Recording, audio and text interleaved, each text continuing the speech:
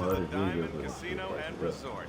As one of our Liga VIP members, não, we vou ser bom. truly hope you'll have an Liga o não.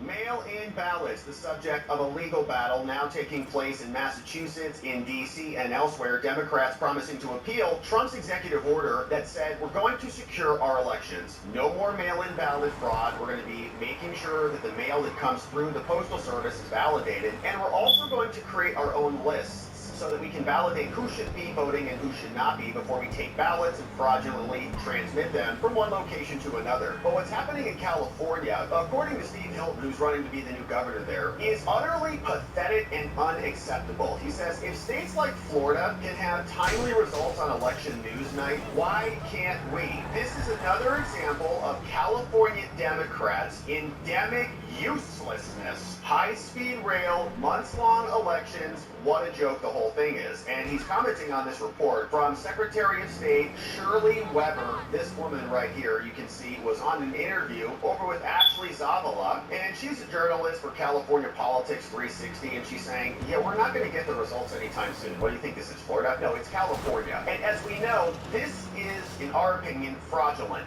Even Nate Silver, some people call him Nate Bronze, given his prior predictions, but he said the fact that California elections often can't be resolved for literal weeks is kind of insane and not common in other electoral systems around the world. He says, like, honestly, it's going to take us several weeks to tell you who won the election. It's failed state garbage and should be much more stigmatized, and we agree. The fact that it's tolerated is bad too. A textbook example of learned helplessness is bad too. A textbook example of learned helplessness. And kind of, it's actually, we think, just fraud. And so the persistence was commenting, saying, you can help us with the save act there, Nate. Darth Call said, it's called cheating, okay? It's not helpless. It's the whole point. It's the whole operational playbook, which is why they fight so hard for it. And so we'll come back to the litigation that's now taking place. You can see the League of Women Voters in Massachusetts, the state of California, are suing in Massachusetts to stop the mail-in balloting from being fixed, because this is how they win elections. And so just to be clear, this is what Shirley Weber had to say. And don't get your hopes up. We're not going to get those votes counted anytime soon. You know, it's our job. I'm the Secretary of State, but just hang tight. We'll count the votes once we've won. And just to level set expectations ahead of Election Day, I mean, do you expect that we will have the results of the governor's race that night, or the likely results at least? You probably know the answer better than I do, because you guys have been watching it, but probably not, given the fact that we have to deal with vote by mail, ballots coming in that night, being able to open up and cure the ballots and all those things. It is not likely that we would have the results that night. Now, the race may be so diverse and so wide apart that oftentimes we do have the results of elected officials and others when they have truly a slam dunk. It's historic, and when we end up with a winner and the two top vote getters that night will depend a lot upon the spread that's there. But it's so much going on, it is not likely that we will know that night for sure. Okay, so not going to know. It's mail-in balloting. We got a lot of work to do, so we just can't figure it out quickly. But people are noticing that elsewhere in California, strange things are happening with the mail-in ballots, like burn. You've forgotten about the cards I requested.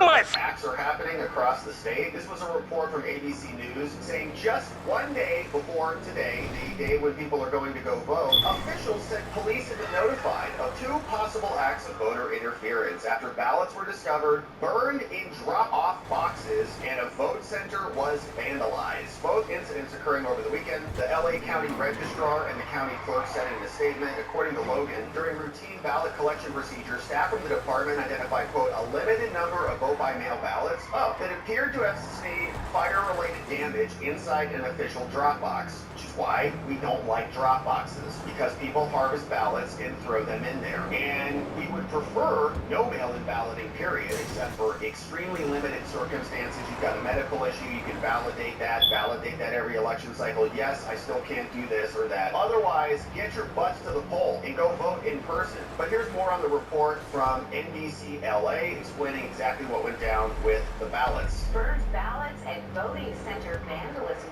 This morning, election officials are dealing with two separate election security investigations. NBC4's John Caddis-Klimek is live at the LA County Registrar in Norwalk. John, talk to us about what's being done to keep ballots safe. There's a real concern now. Well, it's interesting because they call these isolated incidents, and yet we're dealing with two. One of them has to do with one of these ballot drop-off points, which you would think is supposed to be super secure. The only thing you can do is perhaps stick something in there to set something on fire inside, and maybe that's what happened. But I'm taking the Long Beach because that's one of the other issues that they're dealing with too. We had a crew down there this morning, couldn't see any of the damage inside, but this is Cesar Chavez Park Voting Center. LA County Registrar Reporter Clerk says that sometime Saturday night into early Sunday, someone broke in. They used the word vandalism, although didn't get into much detail as to what that all means, only to say it didn't interfere with voting operations there. But that's just one incident. The other, News Chopper 4, over it last night in downtown Los Angeles. It's outside the Department of Public Social Services Civic Center location. The Registrar Reporter Clerk saying that a limited number of ballots inside the box were set on fire. And you can see the box there. It doesn't itself look like it's damaged on the outside, but inside, where there were some mail-in ballots, those burned. The Registrar says that they have about 420 of these ballot boxes around the county, and they're checked and serviced every single day during the voting season. And these ballots, they haven't said how many were damaged, but they say that they were found during one of those retrieval moments. So they think it happened between those collections. So we spoke with the County Registrar Reporter Clerk Dean Logan throughout this process, and this is what he said about the integrity of your ballot. You know, I think most important, what I want to convey to voters is that every vote is taken very seriously and is given the same level of security and integrity and transparency. We take that very seriously. Of course, both of these incidents are under investigation, and the county is saying if they find out who's behind any of these, they're going to face some very stiff penalties.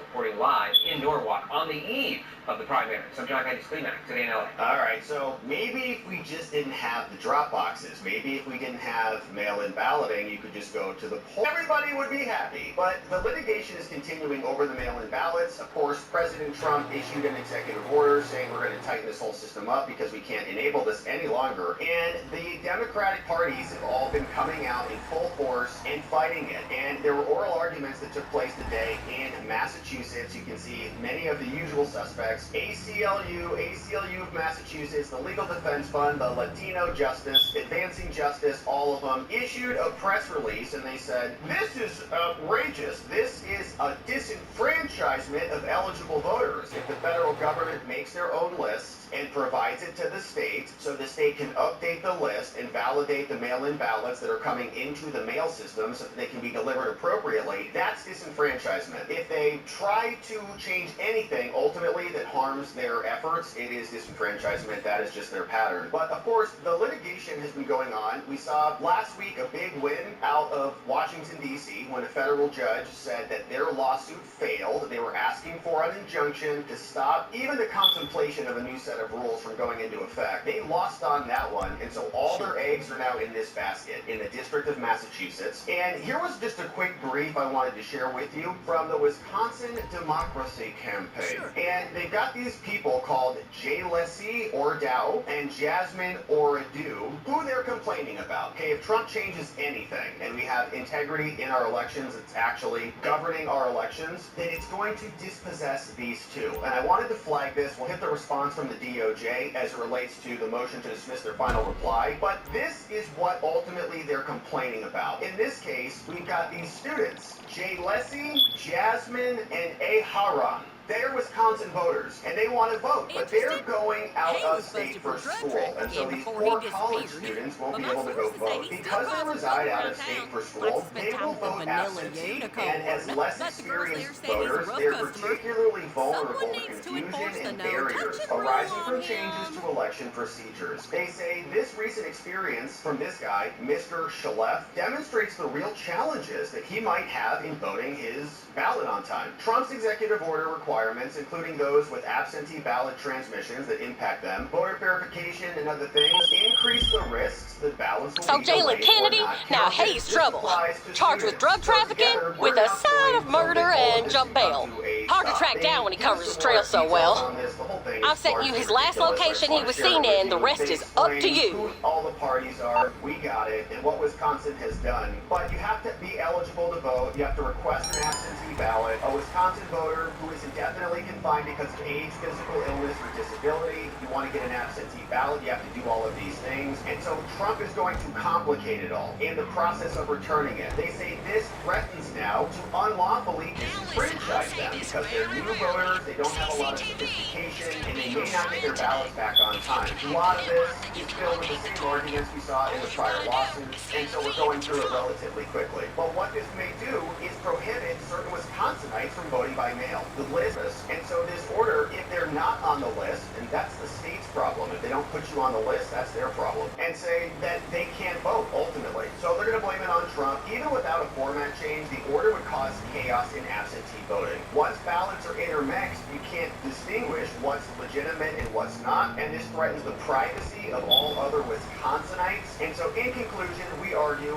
do not allow Trump's executive order to go into effect at all, because we've got some college students and some other people who may not know how the process works, and that will disenfranchise them. The court recognizes that the Postal Service may ultimately issue a final rule that directly affects them, maybe, and directly impacts their members, could be, and that the government may develop a state citizenship list that omits certain individuals because of flaws in the assemblage of that list. And they may, this is the judge writing, of course, renew their motions if and when those future actions occur, but they haven't occurred yet. And so until then, this is the judge, you cannot show that the preliminary injunctive relief is warranted at all, and your lawsuit fails. So what they've done in the Massachusetts case is they brought this one over. They said, hey judge, in Massachusetts, we just beat the crap out of them over in Washington, D.C., and so now you should be apprised of that. So they submitted this one. They said, all right, judge, earlier today, this was last week, in parallel litigation pending in D.C., the district court denied the motion for a preliminary injunction in 3 consolidated cases that were all bundled together. The plaintiffs in D.C. and the litigation raised arguments that are extremely similar and often identical to the arguments that they're making here.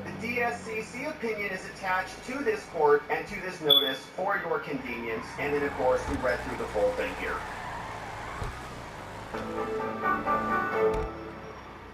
Hi everybody, I'm Brittany Lewis, a breaking news reporter here at Forbes.